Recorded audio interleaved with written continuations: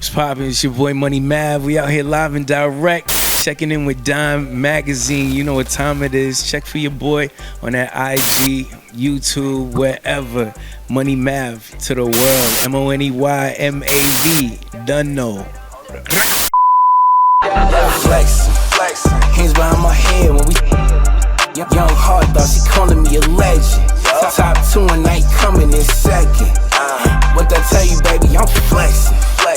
Let's start off with your early years. You know what I mean? Like, what made you want to get into music? I mean, obviously you're an artist. We'll touch bases on that in a minute. But as your humble beginnings, what made you want to get into, the whole DJing and understanding that and just taking it and flourishing in it? Like, what gave you that from the very beginning?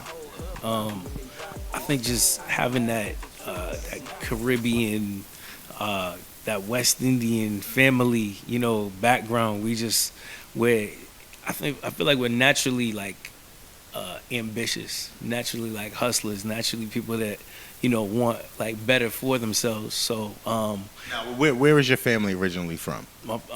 My parents, my whole family up, is Jamaican. Got you. Yeah, so big up to y'all to them. Respect. But yeah, you know what I mean? I think that is a huge source of you know what I'm saying? That's root. Yeah, that's the roots. That's what drives you. And I think just musically Jamaica's very diverse and very rich culturally. I think what a lot of what you hear is like reggae and like dance hall, but it's deeper than that. Like, you know what I'm saying? But Jamaicans, like if you listen to the radio out there, you'll hear all different genres of music, so it's very well rounded, and it's just ingrained in the culture. So me coming from that, kind of partially being raised in Jamaica for some of my younger years. Wow, that's deep. Yeah, that kind of just set the tone for the rest of what I did and what I'm doing. So I think it's just from young, we would say, I was kind of on that path, and I just kind of dedicated my life to music. Man, let's touch bases on your West Indian background. You know what I mean? What gave you, like, who was some of your biggest? We can talk about the artists, but let's go into the DJing, right?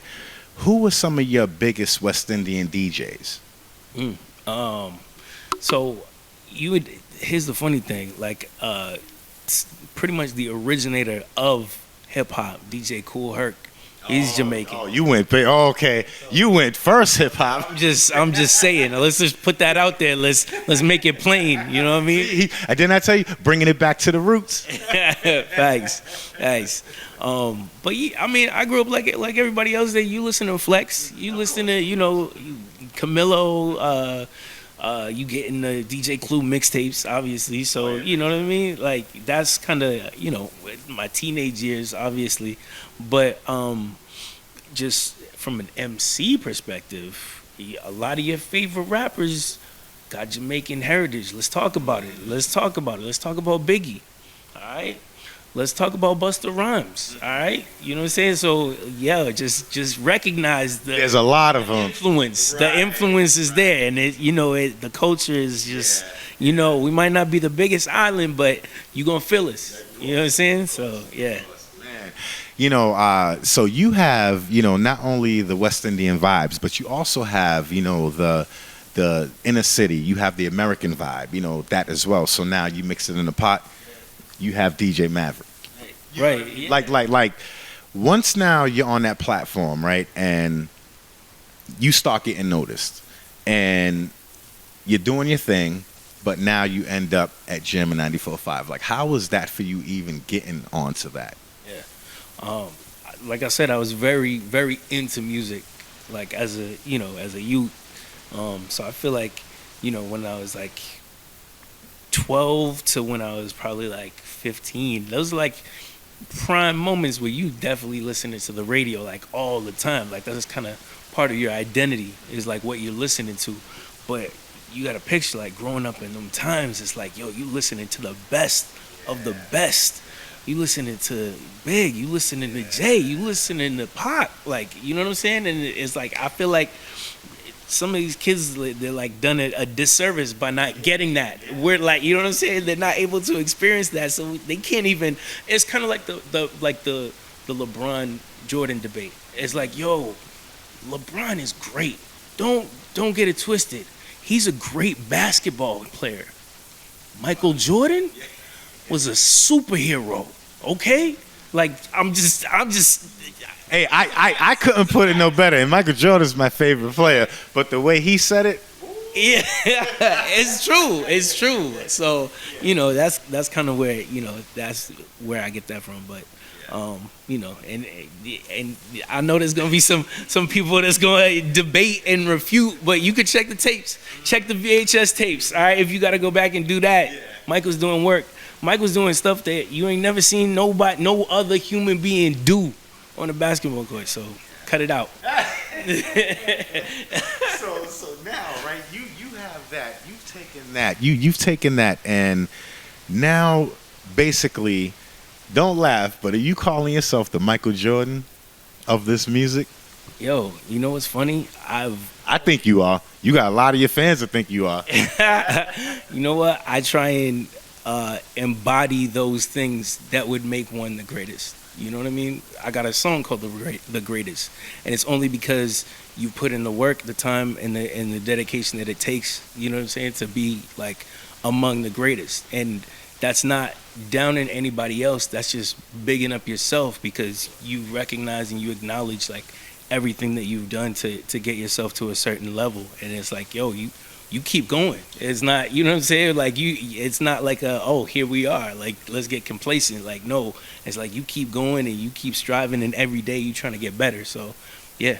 Man, so that like, it's embedded in you. Like it's really in you to like really take what you have, because not only is it a skill for you, but it's also a gift. You know what I mean? And it's very relative with you being a DJ, a successful DJ, and a successful music artist. You know what I mean? Like, how are you able to balance the two out?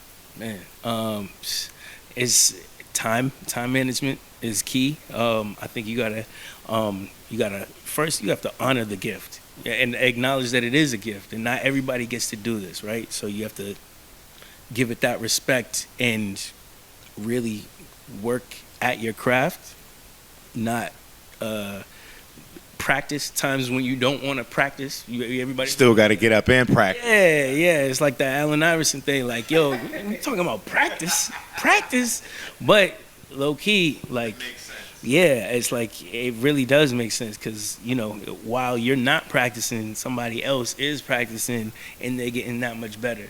So that's how that makes sense. And moving into, you getting with Jammin' 94.5, like, how are you able to do that? To now say you got the Jammin' 94.5 label on your back and you're carrying it. Yeah, I mean, that was a great time. It was like coming from college to that. I went to Boston College, so shout out to all the Eagles.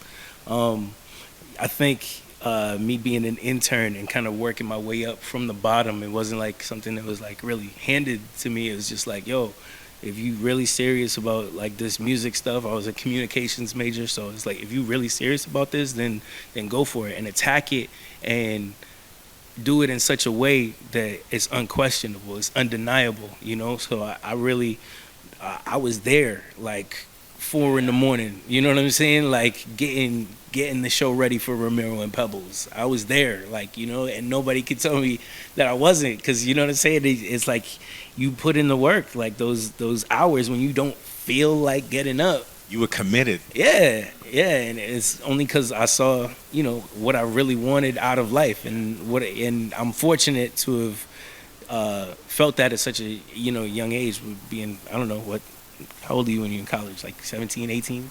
Yeah, about that. Yeah. So I was when I first went to college, I was 18. Yeah. So yeah, it makes sense. Right. But yeah, I think just jamming, like growing up listening to jamming and then being on jamming was definitely like a dope look.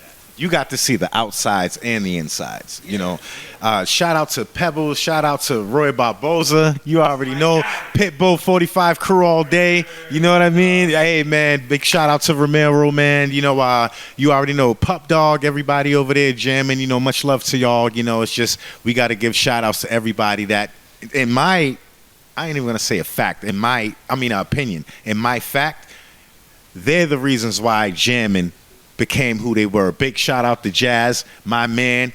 Come on, it don't get no better than this. Yo, that's Like, how was it like working with DJ Jazz and Roy Barboza, Pup Dog, and Melissa, and Pebbles, and how was it working with them? like, yo, everybody's a legend in their own right. You say so many names and it just brings up so many fond memories. Just good people that you've shared a lot of laughs, a lot of good times, but they're also very talented, and that's something that sometimes goes overlooked just because they're so funny or whatever it is that they do. You know what I mean? It's like, yo, Ramiro's a talented dude. Like, don't get it twisted. Like you can't just get on the microphone and do what he does. You know what I mean? It's like, yo, it's like a laugh almost every 15 seconds. You know what I'm saying? That's a skill. They made the morning show popping. Well, you guys made the morning show popping. Hey, I'm just glad to have been a part, you know what I'm saying, of the legacy. And, just him even letting some college kid that out of nowhere do songs on the radio. It's like, yo, that was a great look for me at the time. And I'll forever be thankful for that. Definitely. Now, and big shout out to Jammin' 94.5 and much love and much respect now to Hot 96.9. All y'all over there really doing it big, man. My next question to you is okay, now you moved on, okay? Now you're starting to work on, well, at that point, you started to work on and take on fully your passion, which is your music. You're an artist, you have great music, great songs. It touches hearts. That's what you do. Like, how was it, transitioning now into an artist, leaving that platform and being able to now do what you do? Yeah. I think just over the period of COVID, they changed everything.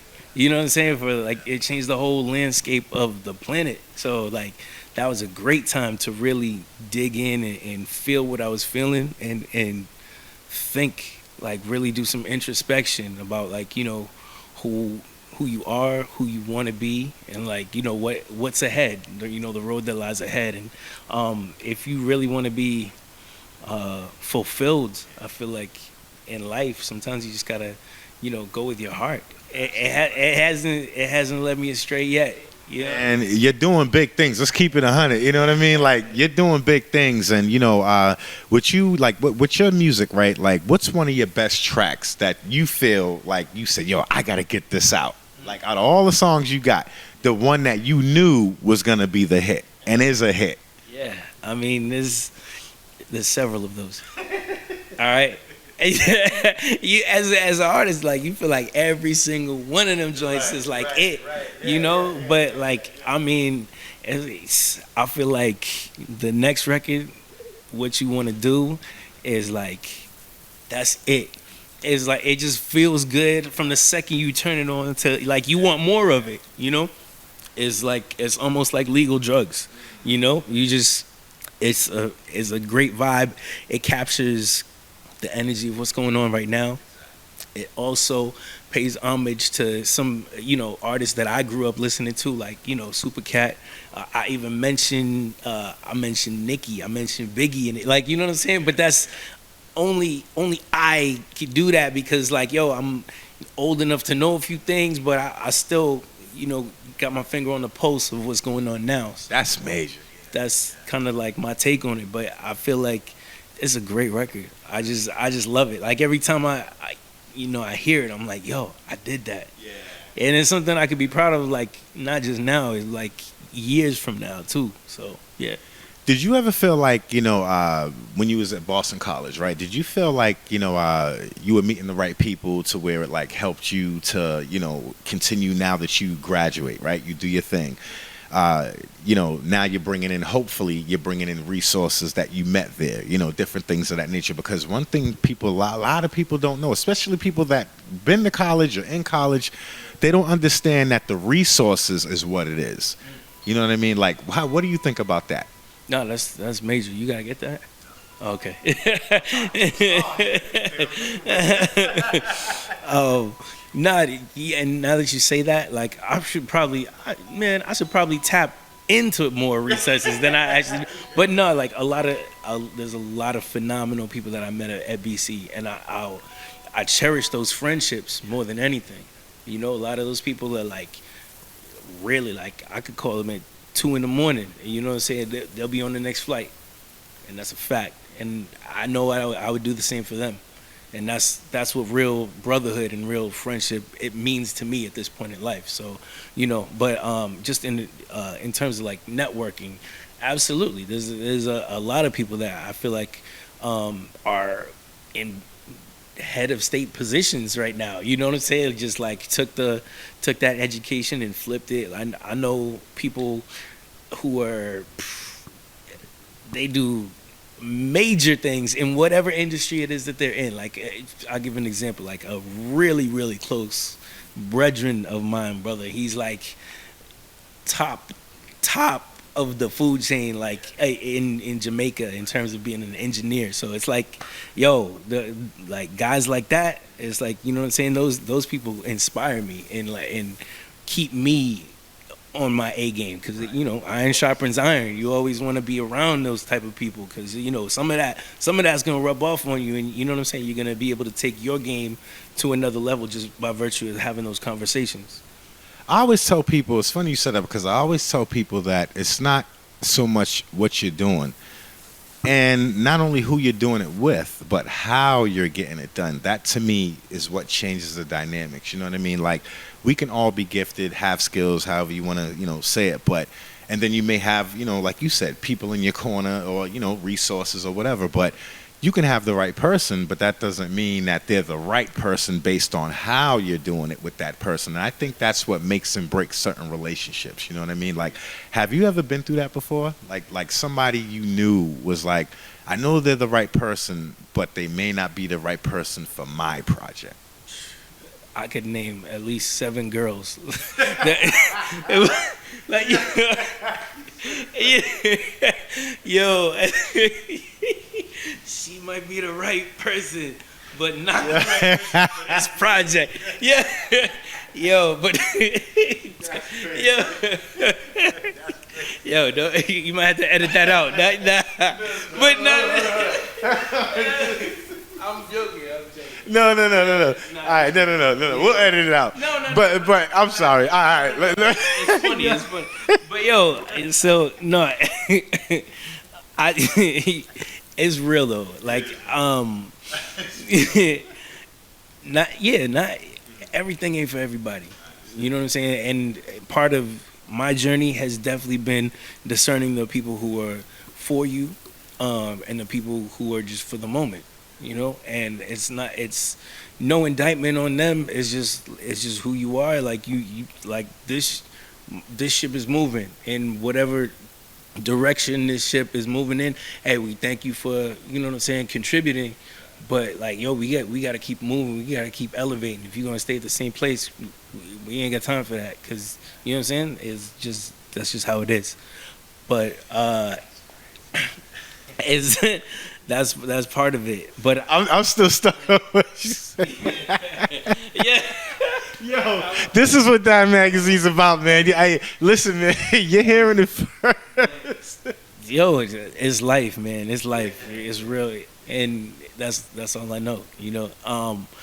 But with all that said, you know, that makes you even more thankful for the people who are there for the whole journey. You know what I'm saying? Or like, you know, people like your parents who like really, really, really love you. Like no matter what, like you could be at the top or at the very bottom, they're gonna love you regardless. And regardless of what you go through. Yeah, that's the stuff that means the most, like in the long run, because you know you meet a lot of people doing what I do, you know, and there's definitely something to be said for genuine relationships. And that's what it's about, man. You know, and now that you have, you know, the right resources again around you and different things like that, what is the new project you're working on now? Yeah. So I just got the green light. We're full go on this new project called Box Office. So look out for that. It's Maverik, Maverik. Project's called Box Office. Paying homage to like these times that we're talking about, like the '80s and '90s.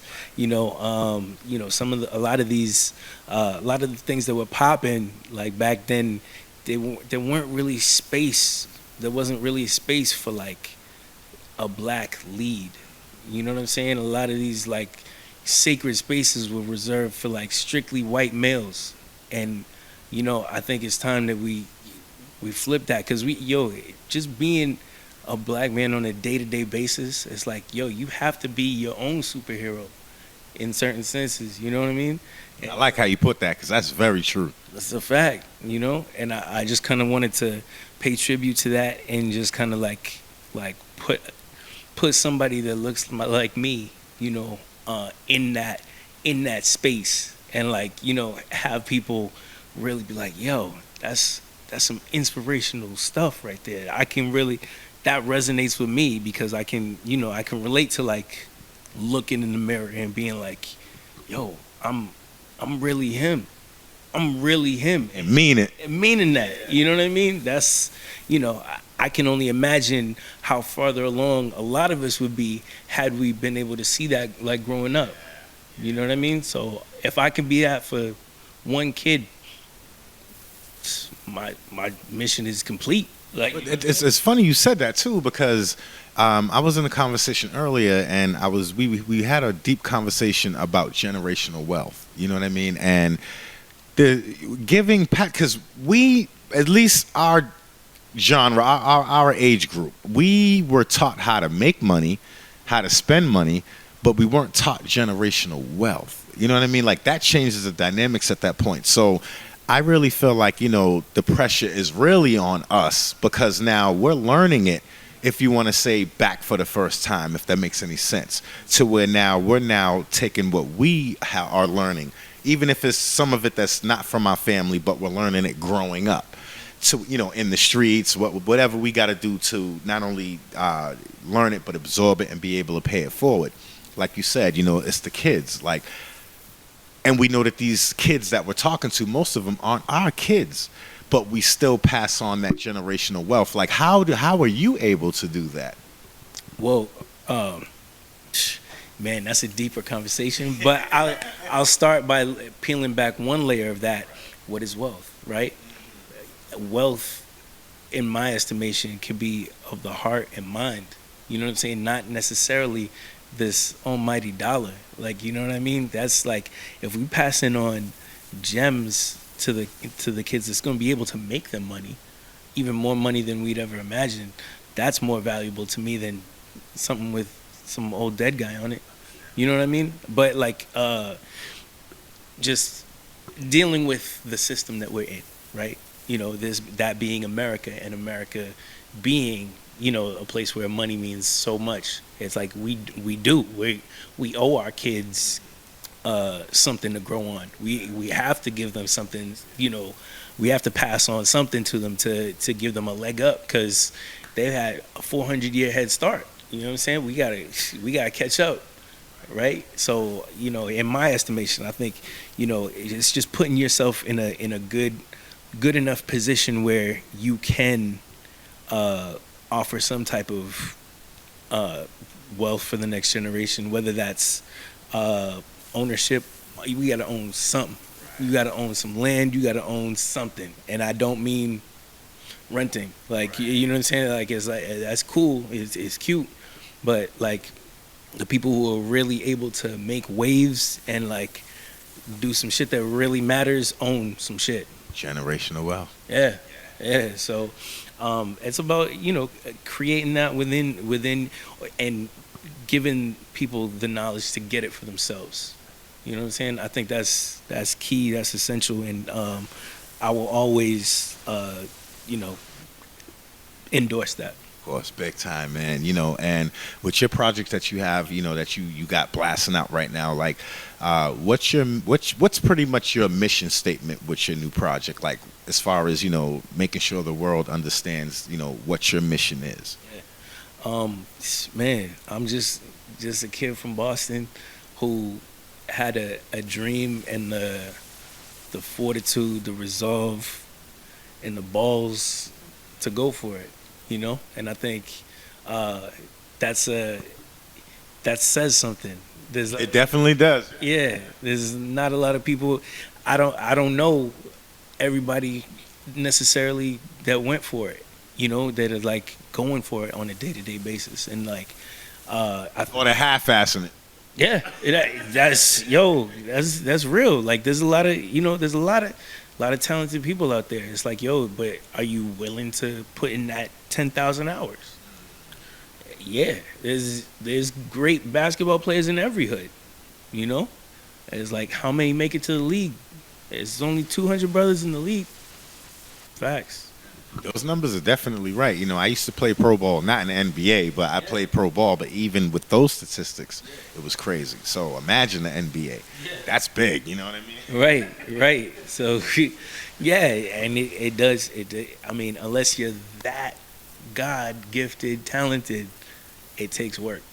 Takes a lot of work. Yeah. On both sides, not just the talent side, but also the business side. Yeah, man. Yeah, and that's part of. That's also part of my journey. Is like the wanting to be the artist, like so bad. You know, it's like you get so focused and in these like creative zones where all you want to do is create. All you want to do is make that next song. All you want to do is record every day. But then you got to think of like the other side of like, okay, well, with that said, am I putting enough time into the infrastructure of this, like the marketing, the promotion, you know what I'm saying, the SEO, you know what I'm saying, like all that stuff. It's like, yo, you got to think about that, and you got to, I mean, you only know what you know, but you got to know enough to be able to put yourself in a position where, you know, somebody's going to take notice. And, Exactly. you know, and you got to just be willing to put in the time even when you don't want to. Man, you already know, man. Like, you know, my next question to you is, you know, you moving forward in your future, you know, and your endeavors, they're looking so bright because you just that guy. And I'm saying it, Dime Magazine, and everybody knows he's the man. That's what it is, man. Real talk, man. We don't just sit down with just anybody. Step your game up, man. This is what it is, you know. So, you know, my last question to you is, you know, where can people find you? You know, obviously you're already known, but you know, please let everybody know that needs to know you where they can find you on social media. Yeah, no, definitely. Hit up the Instagram. It's Money Mav, MoneyMav. Definitely subscribe to the YouTube. That's Money Mav as well. Yeah, we just got a lot of good stuff in store. I want to just everybody, whether you can see this, hear this, whatever, just listen to one song. You know what I'm saying? And if you don't like it, you don't like it, but you're gonna like it. So yeah. Yo, now with you saying that, what song would you say is the one that like lights the room up, lights the club up? And I'm sure you was playing your own shit when you was doing it. Of course. That's the key. What's the point otherwise? You know what I mean? Like, Said Lil Wayne, who? No disrespect, Lil Wayne, but I'm just saying he's the DJ. He's a successful DJ working at a major platform. His music, of course, he's gonna put his first. We love you, Lil Wayne. I love you, brother. Real talk. Man, I'm gonna be in trouble. Nah. Man, it's a lot of great records, man. I would suggest you definitely listen to Whoa featuring Samantha J. That's you know what I'm saying, that's another island vibe record that just like, that went crazy overseas. Like my cousins sending me videos and I'm watching it in the Jamaican MTV, you know what I'm saying? And my people in the Dominican Republic are like, yo, they're playing it for me on TV, and I'm like, yo, that's my song. That's major, bro. Coda Street, bro, Boston. Like, yo, we out. You know what I'm saying? Like, what? That's for me. You know what I'm saying? That's a big look. So that's a great look. So you know, just having records like that in the arsenal, and you know, coming that far, but coming that far, not just to come that far. It's like, yo, how far can we take this? And like, yo, so I'll definitely bring that up. Y'all got to check out Issues, Maverik Issues. Y'all got to check out The Greatest. Y'all got to check out Flexin', featuring my brother, Marley Waters, super talented producer and artist. He produced Tinashe's 2 On. That's a big hit. And we grew up in the church, like right here, Holy Tab. You know what I mean? It's like, that's homegrown, you know what I'm saying? But it's to the world. So, you know, I just always gotta, you know, big up the guys from hometown that are Your root. yeah, that are like, you know, doing what they set out to do and just doing it at a high level. Much respect.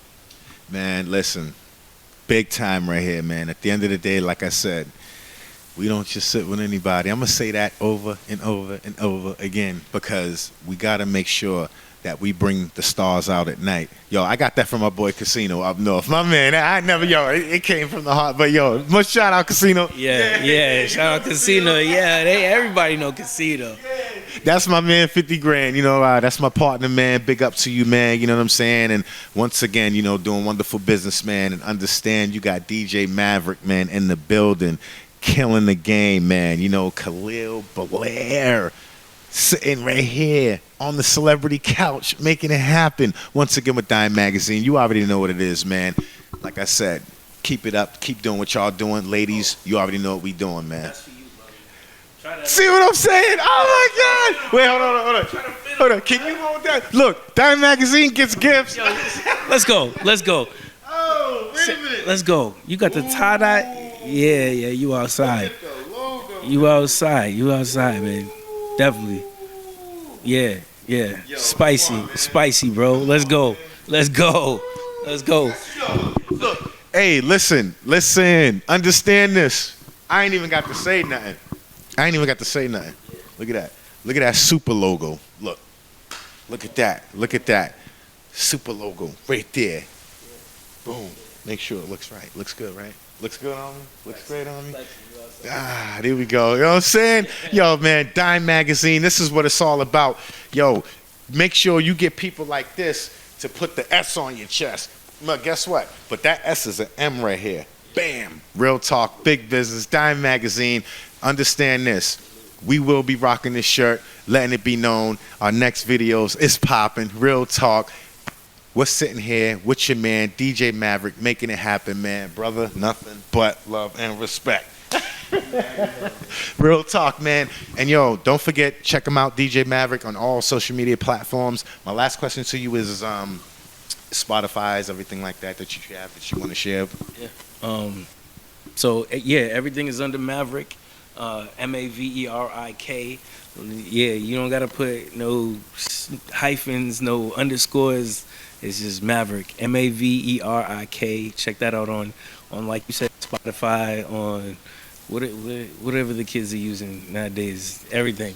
Whatever they're using. Just look up Maverik. No C, Maverik. All right, I got you.